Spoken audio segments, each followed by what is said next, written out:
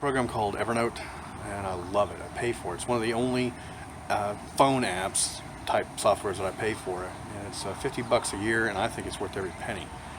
I put everything in it, all my receipts, all my when I go to web pages and I read about political crap, I put that stuff in there so I can make it searchable.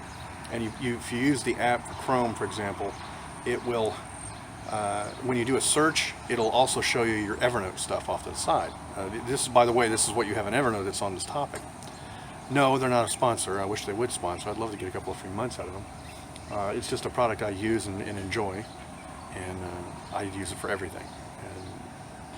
And I've always wanted a way to just remember everything and be able to search everything, and that's what this does. They do OCR and the graphics, and when you copy and paste, when you take a picture of something and put it in Evernote, like receipts and stuff, you can then do a search, and it'll actually search the receipts, the contents of the receipts and the contents of the paperwork you put in there. It'll search all that for you, and that's what it comes up with on the search results. It's amazing. I've heard that OneNote does something similar, but I've also looked into OneNote, and it seems to be tied in with Microsoft products a lot more, and I don't use a lot of Microsoft products because I use a lot of Linux products, and they just don't seem to be real compatible with Linux at all whatsoever. So I've chosen to go with Evernote. And one thing I like about Evernote is they throttle you on how much content you can put in per month for the free version, and when you pay for it, they say it's unlimited. Of course, there's probably a limit somewhere. They'll probably yell at you if you get too crazy with it.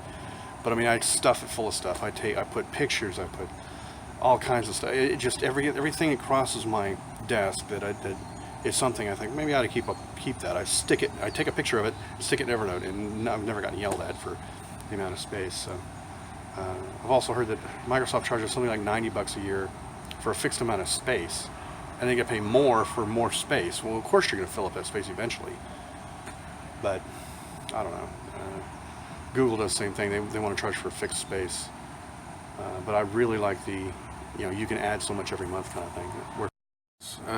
They seem to make reliable vehicles. A bunch of airbags are being recalled now, but not too worried about that. But then I'm looking at this.